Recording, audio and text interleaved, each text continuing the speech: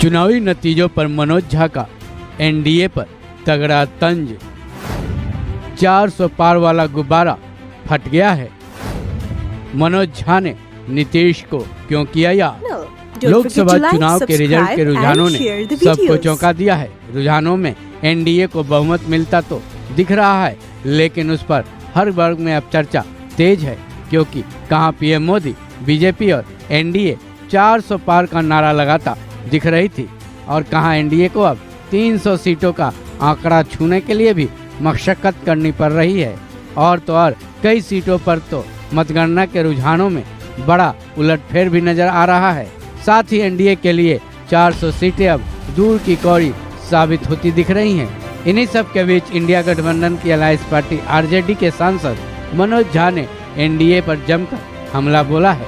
मनोज झा ने 400 पार के नारे का मजाक उड़ाते हुए यह दावा किया है कि बीजेपी को कुल 220-230 सीटें ही हासिल हो रही हैं। सबसे बड़ी बात यह है कि मनोज झा ने अपने बयान में नीतीश कुमार और चंद्रबाबू नायडू का नाम क्यों लिया।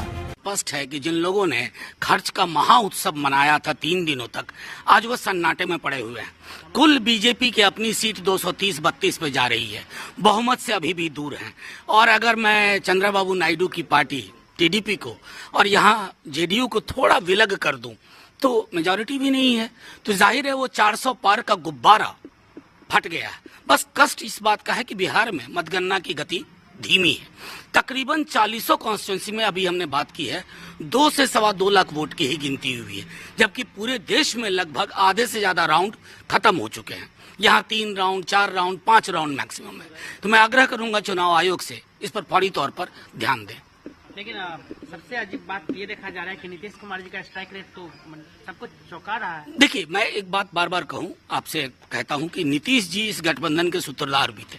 हालांकि बाद में उन्होंने निर्णय लिया, लेकिन मुझे जहां तक उनकी राजनीति को मैं समझता हूं, और जो तेजस्वी जी बार बार कह रहे थे कि 4 जून के बाद कुछ बड़ा हो सकता है, तो संभवतः नीतीश जी या फॉर दैट मैटर चंद्रबाबू, वो दोनों चाहेंगे कि देश को इस आत्म केंद्रित, आत्ममुग्ध, एक वेंडेटा वाली पॉलिटिक्स से दूर ले जाया जाए, ऐसा मेरा विश्वास है। सवाल यह है कि चुनावी रिजल्ट्स के रुझानों के बाद अब नीतीश कुमार और चंद्रबाबू नायडू का नाम क्यों लिया जा रहा है। दरअसल बिहार में लोकसभा की कुल 40 सीटें हैं, जिनमें से बीजेपी ने 17 और जेडीयू ने 16 सीटों पर अपने उम्मीदवार खड़े किए थे। अब तक के रुझानों से यह सामने आया है कि बिहार में बीजेपी से जेडीयू ने बेहतर प्रदर्शन किया है, जिसके बाद से नीतीश कुमार का अचानक से नाम उछलने लगा कि अगर नीतीश कुमार एक बार फिर पाला बदल कर इंडिया गठबंधन में आ जाते हैं तो बड़ा उलटफेर हो जाएगा।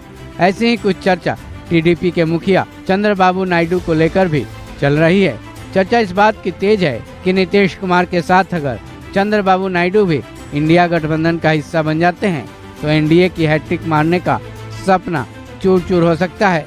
हालांकि चर्चाओं का बाजार गर्म तो है, लेकिन अभी चुनावी परिणाम के पूरे आंकड़े आने बाकी हैं। साथ ही अगर इंडिया गठबंधन सरकार बनाने की स्थिति में पहुंचता है, तब नीतीश कुमार और चंद्रबाबू नायडू क्या कुछ फैसला लेंगे, फिलहाल अभी ये कहना मुश्किल है।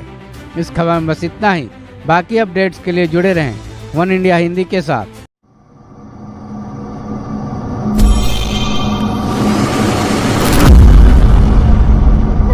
Don't forget to like, subscribe and share the videos.